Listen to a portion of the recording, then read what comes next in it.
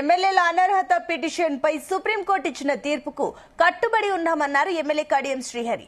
దీనిపై స్పీకర్ ఎలాంటి నిర్ణయం తీసుకున్నా స్వాగతిస్తామన్నారు. రాజ్యాంగాన్ని భ్రష్టు పట్టించిన బీఆర్ఎస్, ఆ పార్టీ నేతలు విమర్శలు చేయడం సిగ్గుచేటన్నారు.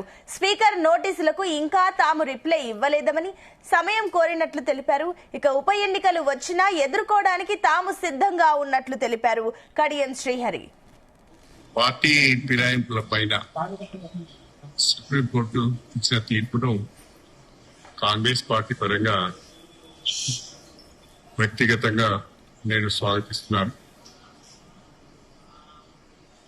సుప్రీంకోర్టు ఇచ్చిన తీర్పులో తుది నిర్ణయము స్పీకర్ కి వదిలిపెట్టారు. స్పీకర్ యొక్క నిర్ణయాధికారాలలో మేము జోక్యం తీసుకోవడం కరెక్ట్ కాదు. మేమే నేరుగా జడ్జిమెంట్ ఇవ్వడం కరెక్ట్ కాదు. కాకపోతే కాలయాపన చేయకుండా 3 మాసాలను తీర్పు ఇవ్వాలి, నిర్ణయం ప్రకటించాలని చెప్పారు. చూద్దాం స్పీకర్ గారు ఏ రకమైన నిర్ణయం తీసుకుంటారు. స్పీకర్ గారి నిర్ణయం కొరకు వెయిట్ చేస్తాం. స్పీకర్ గారి నిర్ణయం ఏదంటామంటే దానికి కట్టుబడి చట్టాలపైన, న్యాయస్థానాలపైన పరిపూర్ణమైన విశ్వాసం మాకుంది. అధికారంలో ఉన్నప్పుడు వ్యవస్థలను భ్రష్టు పట్టించిన వాళ్ళు ఈ రోజు బయటకు వచ్చి దయాలు వేదాలు వల్లించినట్టుగా మాట్లాడుతున్నారు. 10 సంవత్సరాల కాలంలో కేసీఆర్ నాయకత్వంలో ఎన్ని పార్టీలను విలీనం చేసుకున్నారు, ఎంతమంది ఎమ్మెల్యేలు పార్టీ ఫిరాయించిండు, ఎంతమంది ఎంపీలు పార్టీ ఫిరాయించిండు, ఎంతమంది ఎమ్మెల్సీలు పార్టీ ఫిరాయించిండు, వాళ్ళలో ఎవరు ఫిరాయింపు చట్టంకు లోబడి డిస్క్వాలిఫై అయ్యిందో ముందుగా కేసీఆర్ గారు చెప్పాలి.